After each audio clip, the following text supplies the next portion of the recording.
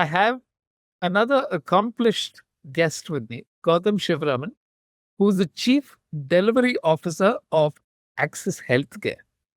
He oversees a team of over 1,000 people. It's an extremely responsible job and involves a lot of tight deadlines and a lot of conditions to be met to be servicing the overseas market. Now, today, when you look at Gautam, it's a different story from what he was 25 years ago. And essentially, we're trying to figure out how this journey begins for the millions of people, which is why we're saying let's go back into childhood and then start from where it actually all began. Over to you, Gautam.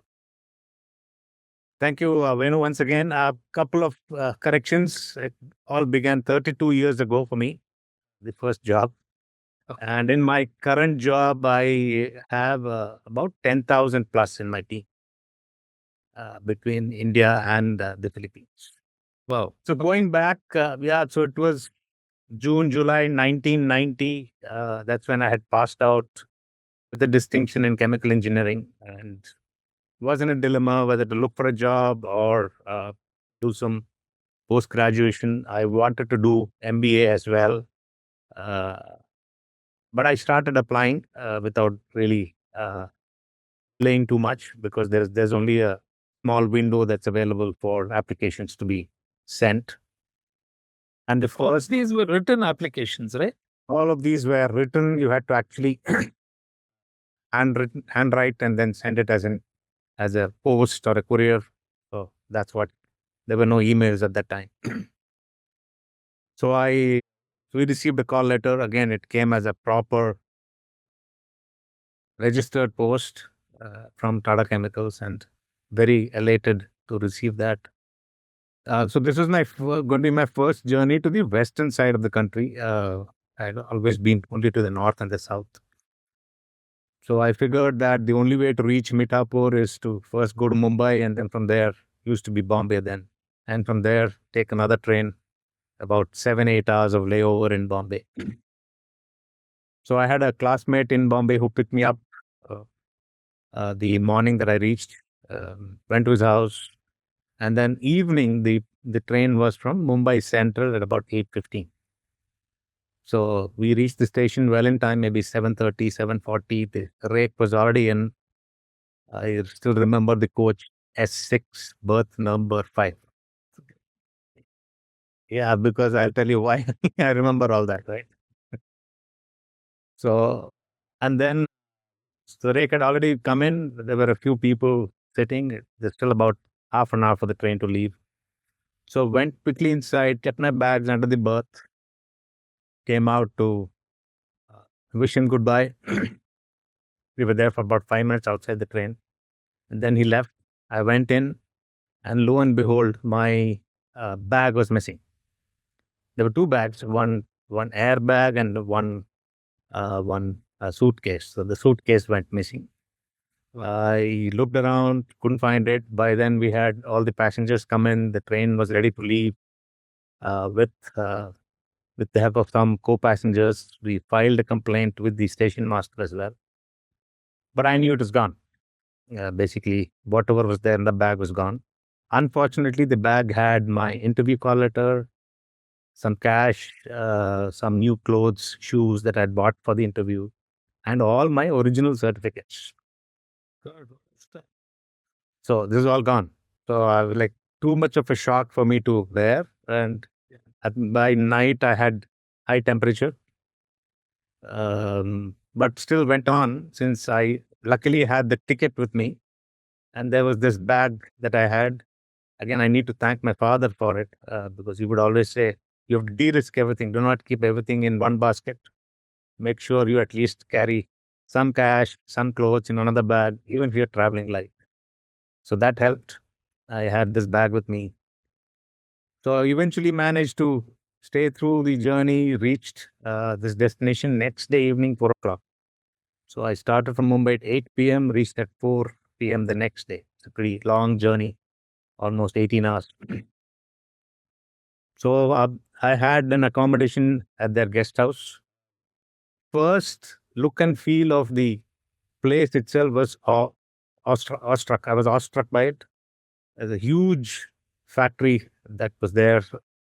You couldn't miss it. And that was the only thing that was there in that place. And there were townships and people in and around the factory. So once that was done, I went to the guest house, checked in, actually wondering what else to do, right? Because I don't have the interview call letter. I was not sure whether I'll be called in for the interview. So I, through the telephone directory, found a few South Indian names there who were pretty high up in the hierarchy there. So I checked with the receptionist, found out where they stayed, and went to meet them. I got a very good reception. I was received warmly, given South Indian coffee, and assured that things will all be okay, and I will be allowed to at a time, if selected, to go back to the college and get my duplicate certificates as well. So all that worked out well. The next day was the interview. I did well, obviously got the job, went to the college, got the duplicate certificates, and joined this organization, Tata Chemicals, in October 1990. So that's when my first job started. So obviously this is a rude beginning to my career, right? As you rightly said, very rocky beginning, but I was able to withstand and resilient enough to still manage it. So good induction into the organization. And what I was not prepared for is a huge workforce that I had to manage in my shift. And the only languages I knew were Hindi, English, and Tamil. And this is a typical Kathiawad Gujarati group that I had there, that I had to manage. Yeah, so the complete dialect, everything was different. And obviously, there was this blue collar, white collar divide in that organization as well, just like any other organization. And there was this, oh, बड़ा साहब आ गया office में engineering करके इसको क्या मालूम है and all that. So they were like, this guy is just come in fresh and I'm here for 20 plus years and he's now going to be my boss. So one of the first takeaways from that exposure, obviously I was not spoon fed on the process and I was just thrown into the fire. I had to learn it the hard way. Just like so, luckily, since I knew Hindi, I was able to manage to start with. But I knew that if you have to get the job done, so the first management lessons, right, for me, one, you have to get down to the brass tacks, roll up your sleeves to understand the process. For me, there was no choice. I had to do that. I had to literally go down to the brass tacks. And this is a huge chemical plant, mind you. So, right from every valve to every joint, to every storage tank, I had to know what was in it and how the pipelines lead, where they go from one process station to the other process station. Since I had to file maintenance reports as well, so I had to know in and out of all the pipelines, the joints, the valves. I had to know them by name. So nothing better than actually learning it on the ground with the people who manage it. So that's where I started. I had to get an emotional connect with the people. So obviously, Gujarati is a very sweet language.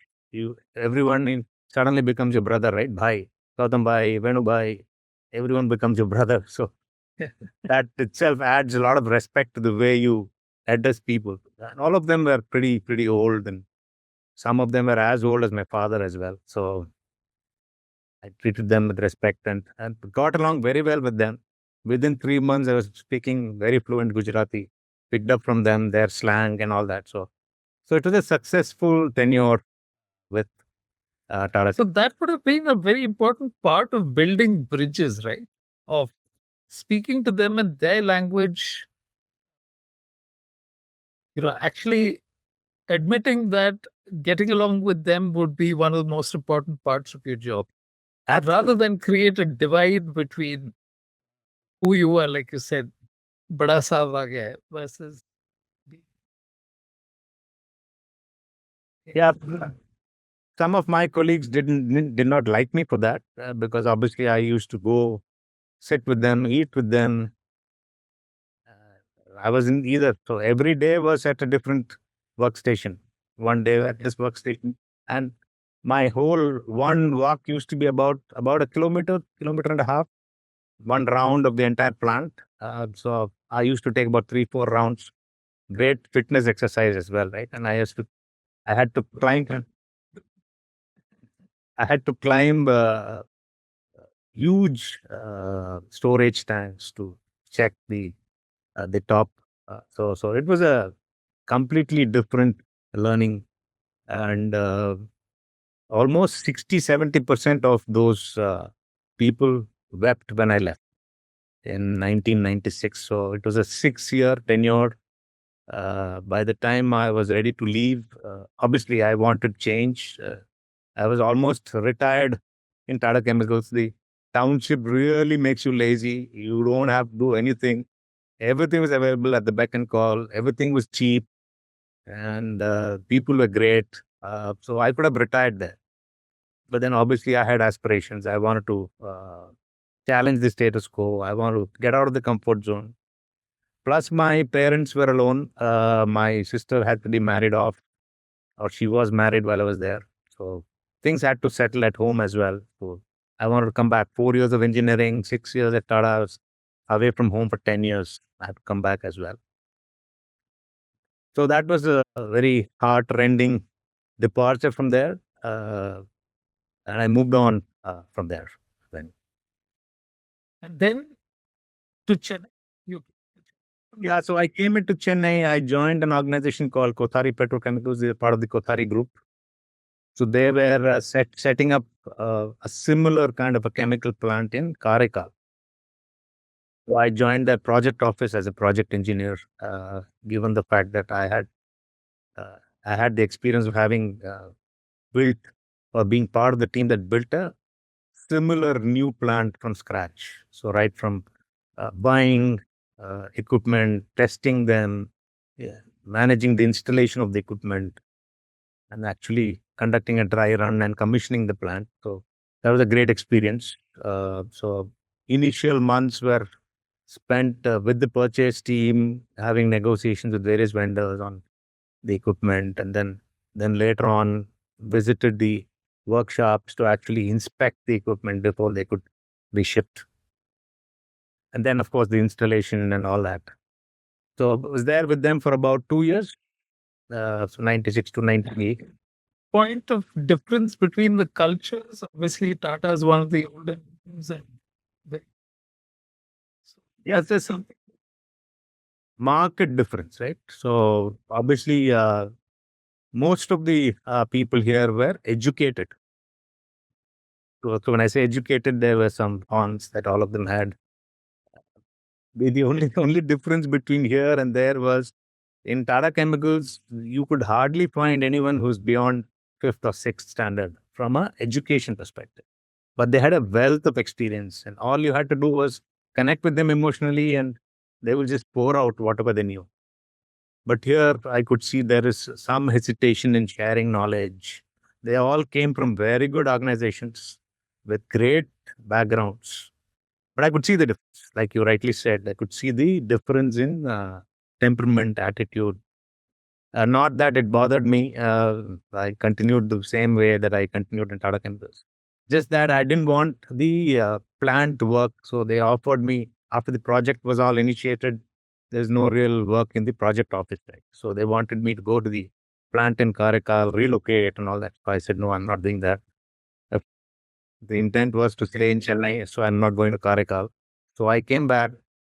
Uh, I actually worked as a consultant thereafter for about a year, given the fact that I had this commissioning experience and all that. So as I joined a friend who already had a consulting firm, and we used to liaise with equipment manufacturers and support them for uh, erection and maintenance and all that. So through that is when my passport got the first stamping. So I managed to fly out of the country, went to Malaysia, Singapore. So that was my first outside the country visit, if you may.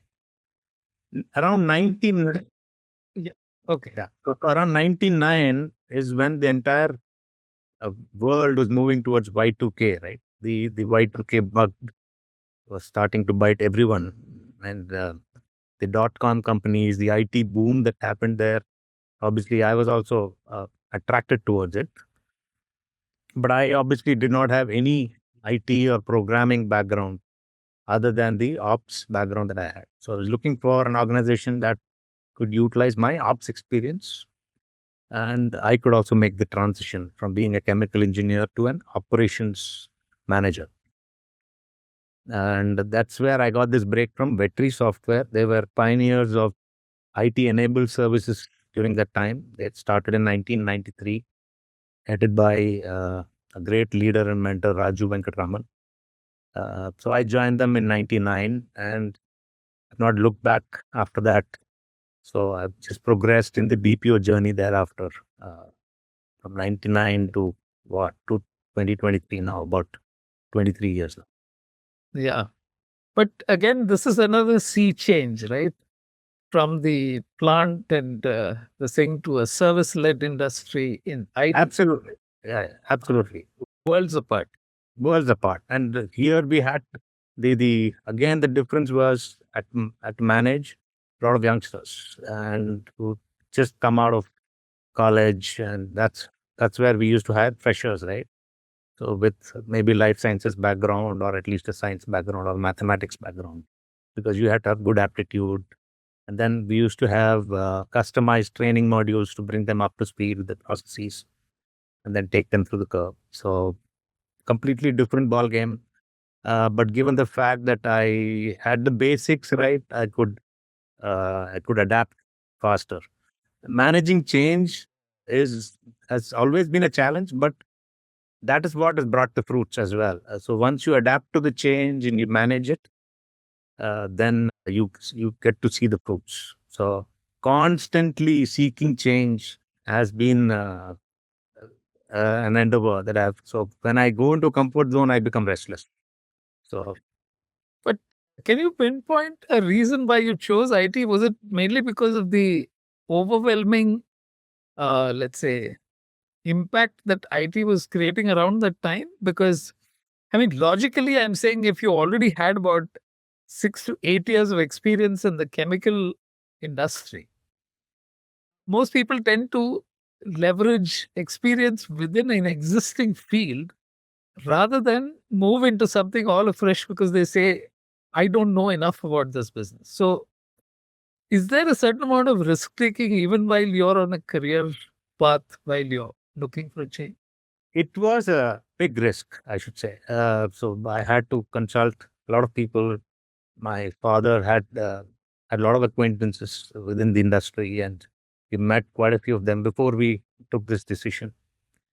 In fact, I started my C++, Java, those kind of programs as well, because I knew if this is going to be the career shift that I was going to make, then I was told that, okay, you will need to know all these languages. So basically, they assumed that the only way I could survive is actually doing programming.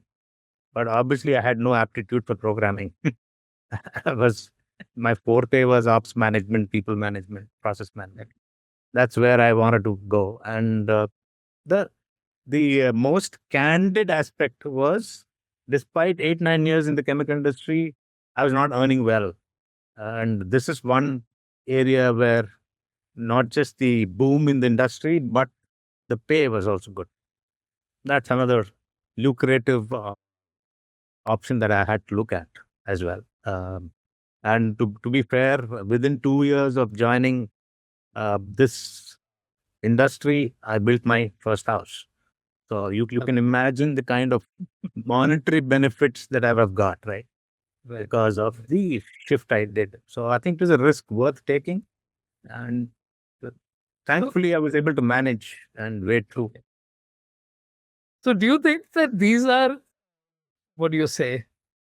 Does the change happen first in your mind with respect to I think I need to make a change, and then you begin to explore options? Or is it that there is a certain amount of pressure, which is why you respond to it?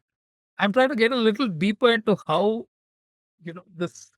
This particular change was actually pressure because, like I said, so Tata Chemicals 6 years, great.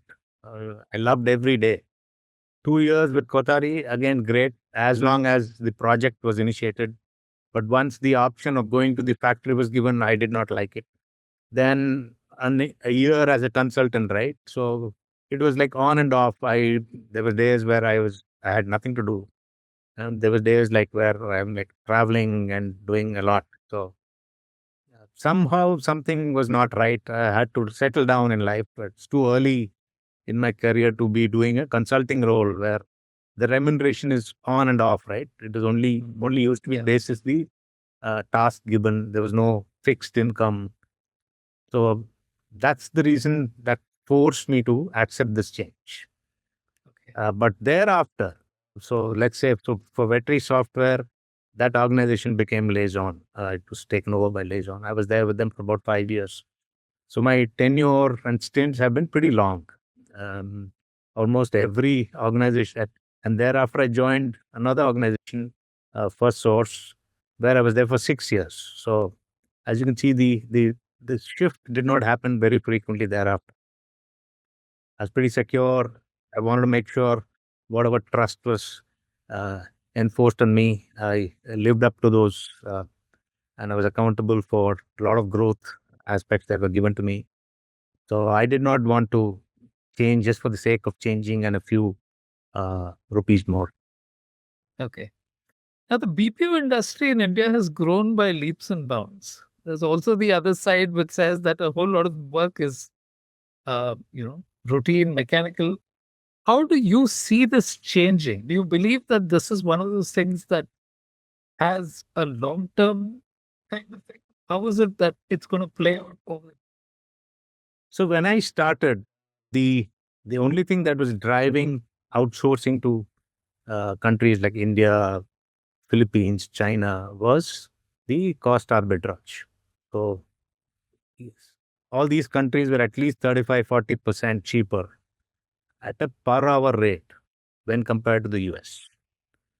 So that was the main reason why work was moving to, let's say, India and offshore, basically.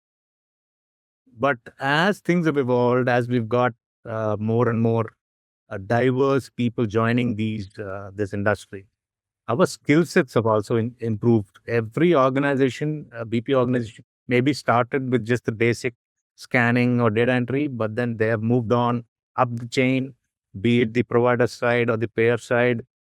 So there are a lot of high skilled resources that we have now.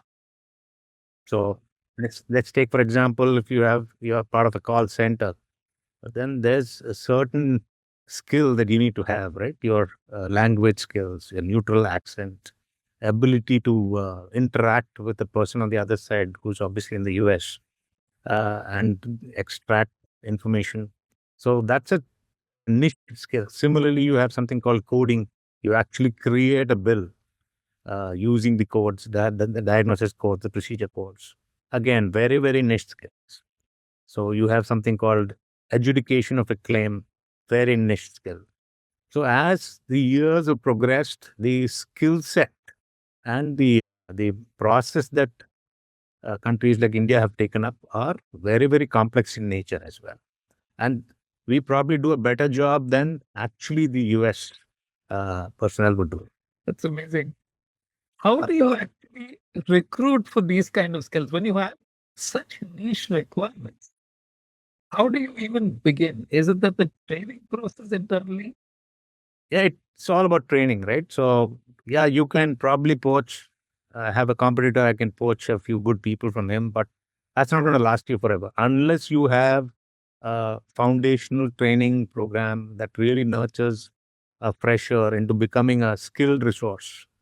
So, I think these organizations that I'm talking about have invested a lot in training, building the training curriculum. And so, the first source, the organization that I joined after Vetri, They spent almost 17,000 hours just understanding what process they should be working on, just creating the training module when they did not even have a customer. So that's the kind of investment I'm talking about, where really build the curriculum and obviously get the right people who have the aptitude to train, right? Not everyone can train, even if you are a subject matter expert. You should have the ability to train people. So you have to get the right trainers in, you have to get the right content in, and then you have to lay out the module in such a way it becomes easy for a fresher to understand, assimilate, a lot of hands-on uh, experience given before he or she actually goes into the job.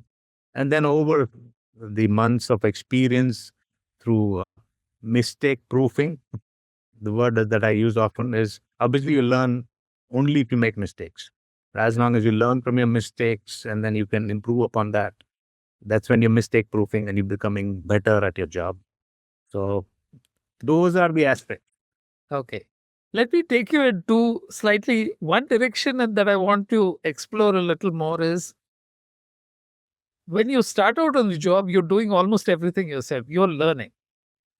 And then it becomes a point as to how do you begin to train people or build a team where the requirement now shifts from you doing your job to getting something done from others. Mhm. So there's a mind shift there. That's one aspect.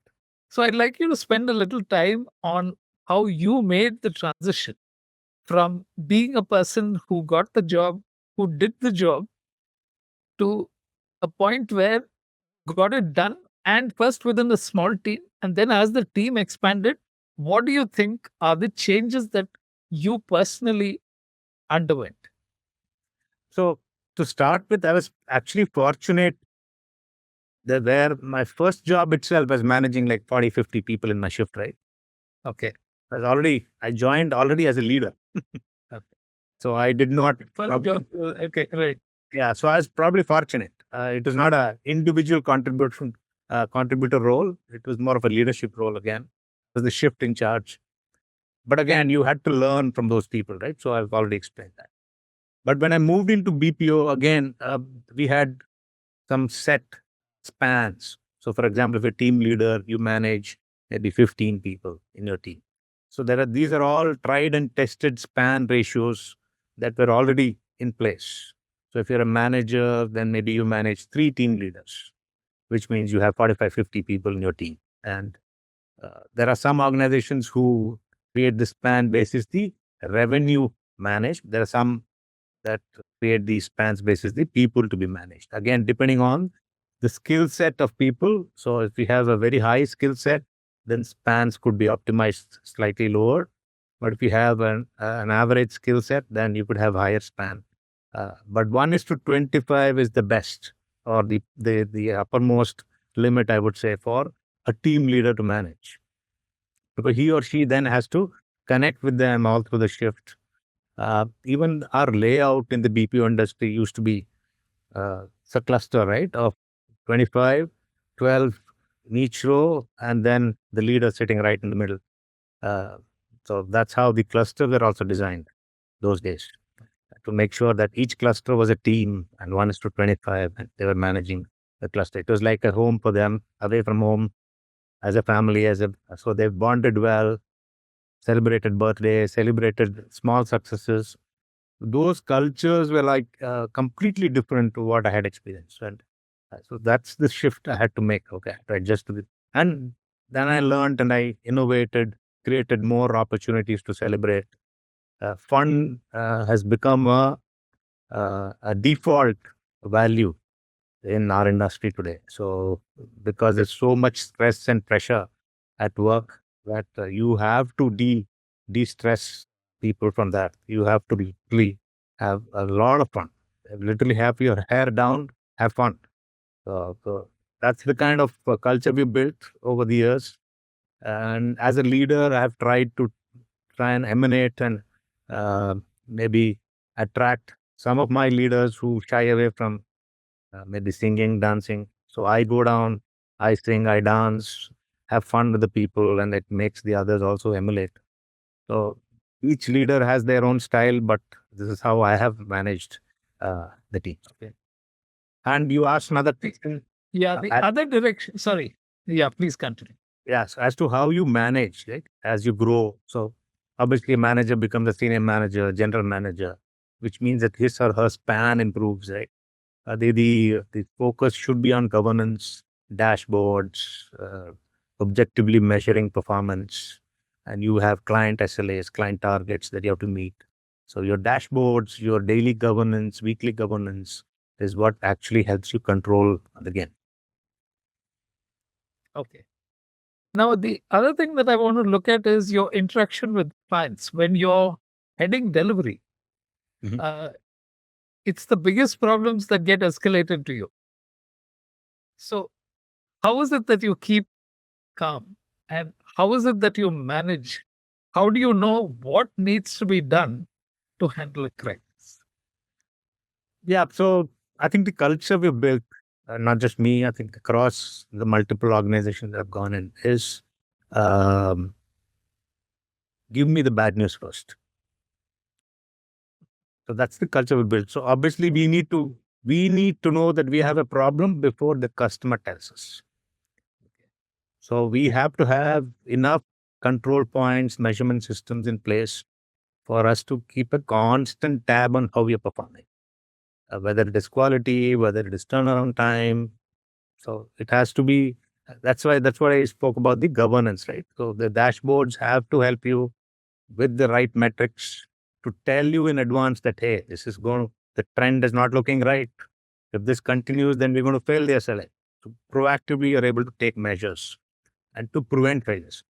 But due to some unforeseen circumstance, if there is a failure that happens, then I've seen 9 out of 10 customers love it when you tell them before they realize. You have to be proactive about telling them, yeah, you're telling them that, hey, I'm going to fail or I have failed before they tell me. But there are instances where I'm not, where it is the other way around, where we know that there's something that we could not measure and their end customer escalated and it comes as a complaint. So those are the instances, few and far between, but predominantly, I think we have enough robust systems in place today where we are able to have a pulse on the system and proactively react. Not react, be proactive and correct it, fix it. There's so, what you just asked, you can. Okay, Ganesh is asking.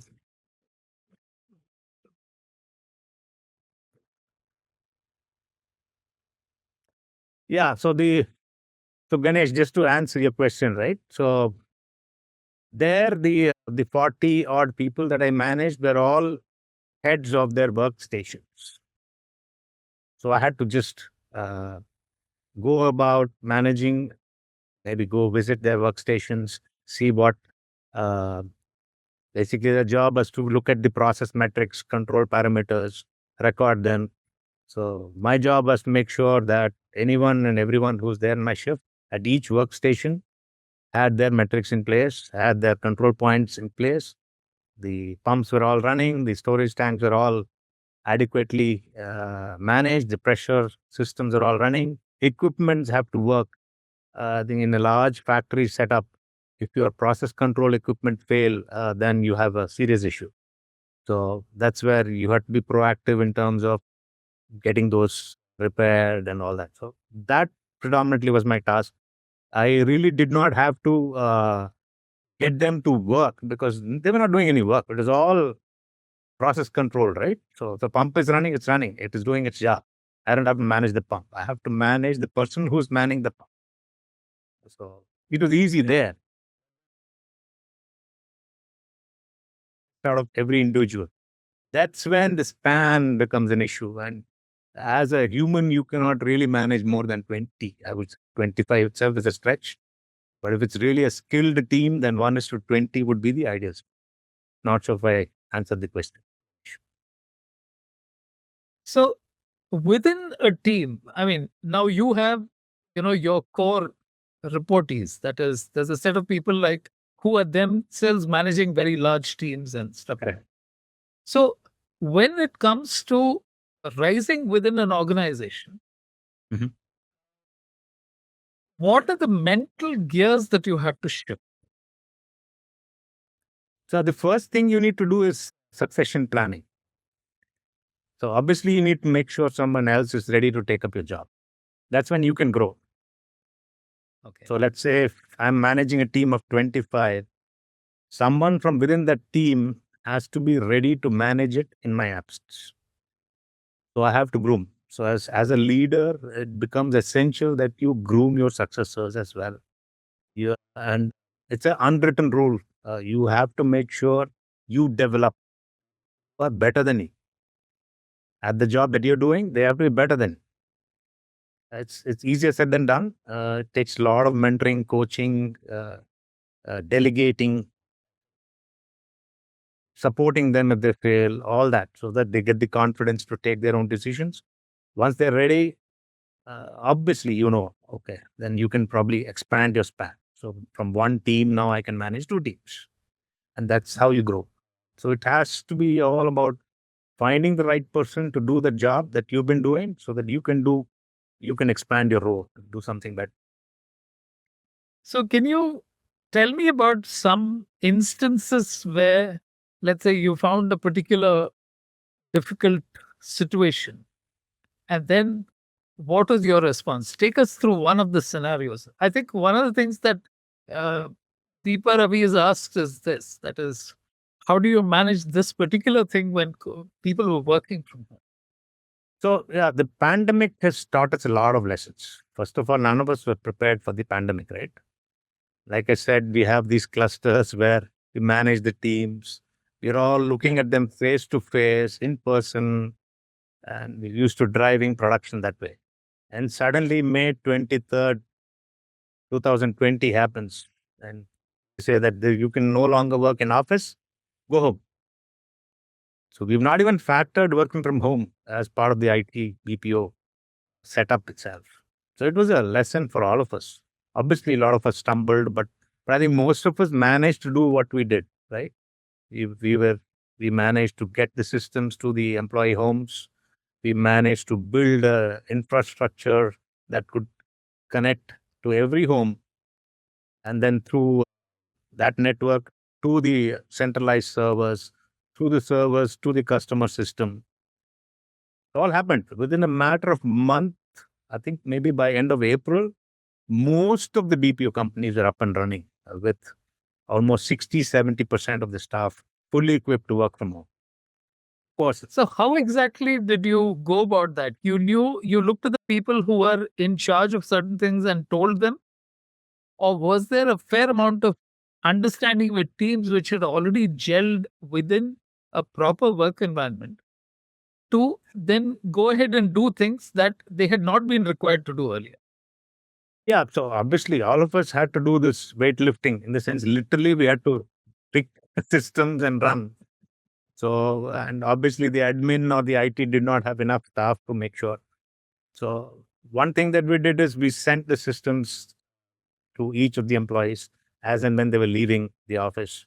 So, they had the system up and running with them. Then, obviously, we set up. That's when all these Zooms and go-to meetings and MS Teams really became valuable, right? Where we could address multiple people at the same time through Zoom session. Help desk was set up, and people could log in and say, "Oh, this is not working for me. That is not working for me." Then the expert will tell them how to get this done.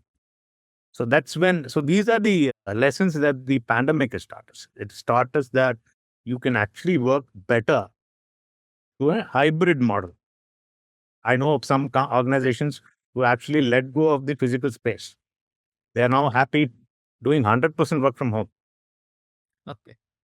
They don't have How any did you how did you reassure your clients who suddenly didn't have the same access and that they had earlier? And what are the steps that you took to ensure that you know that you would manage things?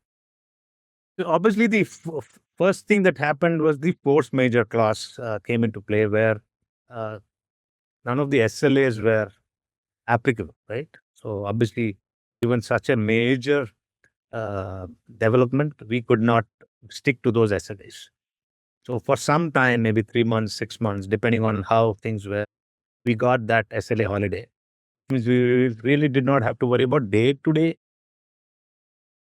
measurements of SLAs, but eventually, obviously, there was a backlog that was building up. Eventually, we had to get rid of the backlog and get caught up. So that gave us the breathing time, and we kept assuring. The only way we could assure the customers was through constant communication, daily calls, stand-up meetings, and saying, "Okay, now 30% of the team is up and running, 40% is up and running." This is the age. So in our business, it's all about claims and how old they are in the system, right? So we used to tell them, okay, this is the oldest claim in the system, and this is what we're working down from the oldest to the youngest, and that's what we'll manage. This is the plan for the next week. We don't know what's going to happen next, but these are the people that. So it used to be constant communication, progress every week. As long as we were able to show progress every week and eventually reach a state where I think in both the organizations that I served during the pandemic, we were back to meeting the SLAs within 3 to 4 months' time. It is just that window that we needed to settle into a complete work from home kind of a scenario. Okay. Okay. Now, in terms of the selecting people, which is what I think some of the younger viewers of this podcast will be interested in knowing. So, how exactly do you go about recruiting people? And what is it that people coming into the industry should expect? Good question. So again, depending on the type of process that we're hiring, right? So Yeah. in our typical kind of industry, the okay, there's Ganesh asking a question. Yeah, he's. No, I'm just putting it out there. I didn't want to interrupt your flow, but since he was saying that, you answered that question with a great deal of, because you explained things extremely well. Yeah. So to cut that long story short, Ganesh, I think every organization today is prepared to work on a hybrid mode where you have people working from home as well as office. So it's become an ongoing kind of a BCP scenario where you don't have everyone working in office. So at least 20 to 30% of the population is always working from home. And therefore, your infra and the firewall, everything is protecting this hybrid model. And we've sold that to our customers. Customers have done the audits, pretty satisfied with what we have set up. And that's how, so this is the in fact, competition, that's how they lure, right? So, for example, we have competitors who tell our employees saying, oh, you asked to work in office for the first 6 months, you can work from home from day one. Come, join us. We'll also give you a 15% increment. That's how they lure them. But obviously, when it looks greener from this side, when they go there, they find that it's completely different. And we've seen at least. I intruded into, you were just starting off on saying the interview process and how exactly do you. Yeah, so the processes are divided based on the skill set. So depending on what kind of skill set we need, there is a minimum requirement to hire. So it could be a life sciences requirement. There could be some processes where we would not hire freshers. We would need experienced people from the market.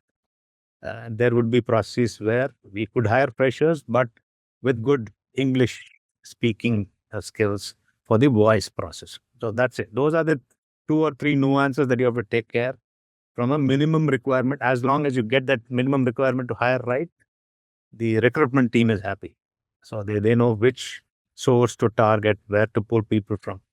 Once the recruitment is done, then each of these process streams has specific training modules, right from pre-process to process training. And then, of course, certification. And then they go through a very scientifically structured ramp. So they have to start from 0 to, let's say, 10, 15 claims per day. That's the goal. Maybe 4 weeks, 6 weeks. It's all well tested out, laid out nicely. Glide path, we call it. So you glide smoothly, go up the curve in terms of speed, make sure the focus is on accuracy, get your accuracy right. And that's how they become a steady state resource. So the progression from a ramp to a steady state happens when they've started hitting the regular goals on a daily basis. Thereafter, they're all steady state resources. 1 year into the steady state bucket, they become eligible to become leaders. They go through internal job postings. They go through interview panels, and if they're really good, like you said, they become the transition from managing oneself to managing 20 people happens. And for those young leaders, we have dedicated training programs on how to be a good leader, how to manage people, what are the tricks of the trade, the tips, and all that. So that's a continuous learning process. Now, this the BPO industry is highly process driven, right?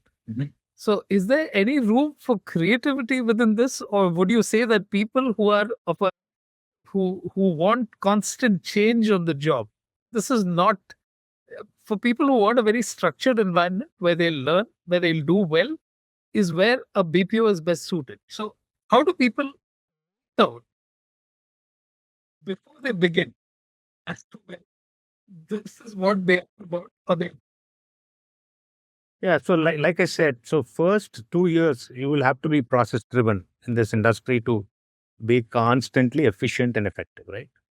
So, but there are processes. So again, typically of how the BPO environment is, right? Most of the processes are actually dictated by the customer. So you actually have to work on their system. So there's not much you can do from an innovation or a process change perspective. But there are processes where customers outsource and allow you to manage using your own process. There you can do a lot of innovation. You can talk about non-value added steps, and you can talk about innovation. You can talk about using technology to improve productivity and so on. Where there is no scope for innovation, there is scope for moving from one function to the other. So, for example, if you are in operations, okay, you say, oh, 2 years in operation bugs me, I want to do something. You have the aptitude to teach, you can go into training. If you have the aptitude to, you have the right vision, the right eye, the microscopic lens to actually catch the errors, you could move into service quality.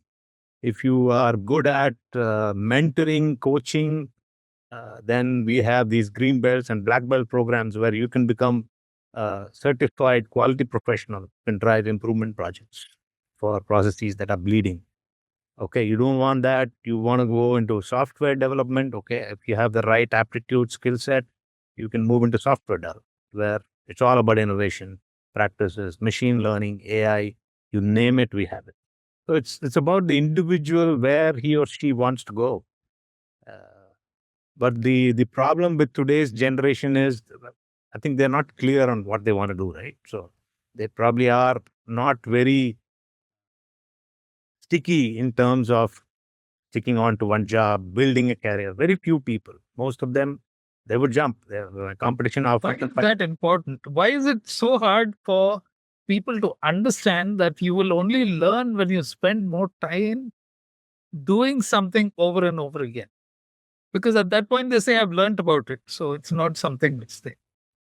I think just constantly reiterating the fact that you have opportunities to grow here. You really don't have to jump jobs just because someone else is offering a few rupees more, 5,000 rupees more, or 20% more, 30. Some of them offer obscene 40%. I don't know how they manage.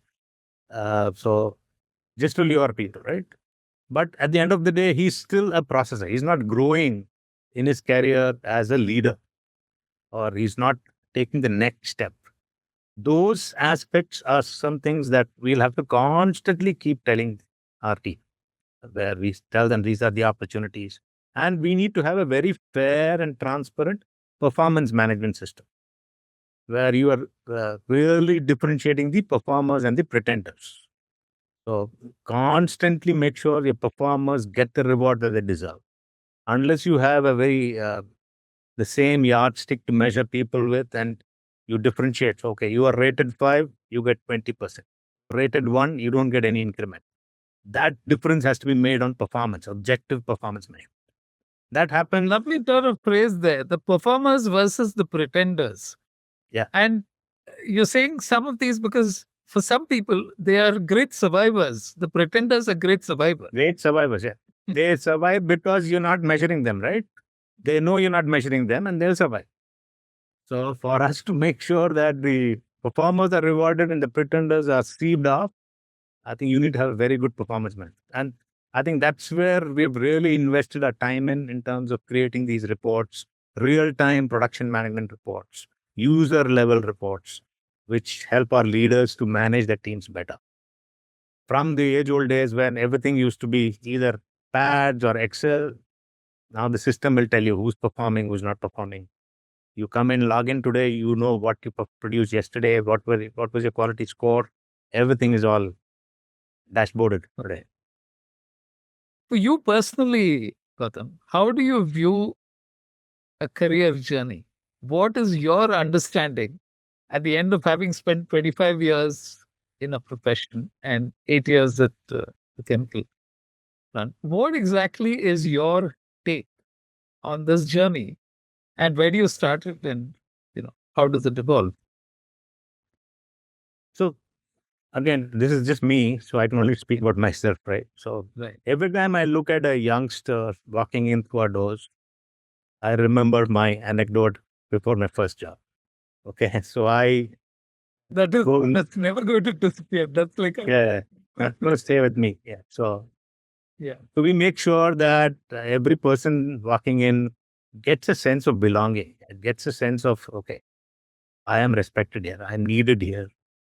Most organizations, we let the trainers take that role. I think some organizations have now started making sure, or at least 4, 5 organizations that I know, where some of the senior leaders go talk to these people right at the beginning.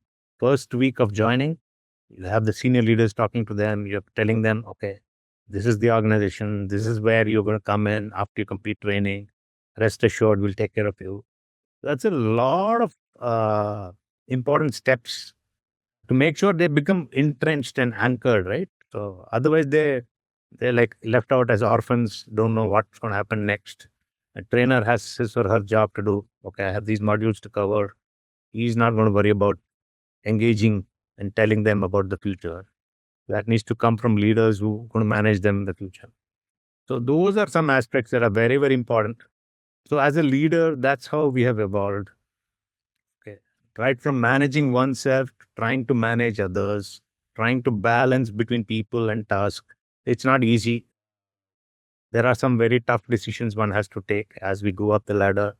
Uh, but I've shied away from laying off people as much as possible. We've tried to accommodate as long as they're performers in various processes in my previous job as well to ensure that we continue their livelihood because for most of them, this is their livelihood. And at the same time, we have to look at cost, we have to look at profits, we have to make sure that we are right staff. Also, it has to be a balance. It's a constant balance. I always tell my team it's the triangle, right? It has to be equilateral. So people, business, customer has to be equilateral. There could be instances where it could stretch and become an obtuse triangle because our customer needs everything. At any cost, you have to make sure SLAs are met. People take a hit, business takes a hit. Then suddenly there's pressure on profitability. You have to cut cost, you have to maybe cut salaries, cut transport. Then again, people take a hit. Then, so you have to really make sure that whatever decisions, it's not easy, but as much as possible, try and make sure customer, people, business are all equally balanced as much as possible. That's the only way to continue the journey without really getting hurt. Wonderful. Gautam, you've spent an hour. I didn't realize it go past. Sorry about the initial glitch. But are there any closing thoughts that you would have for young people who are watching today who think that they need to be in the happening professions versus evaluating their own skills and seeing where they'll be happy?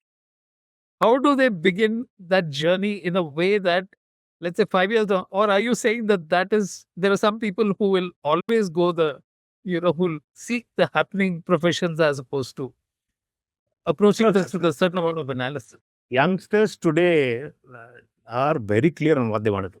Okay. Wonderful. And plus when I just completed 12th, the only options I had was either be an engineer or be a doctor. That's it. Okay. So obviously biology was not my cup of tea. So I took up engineering.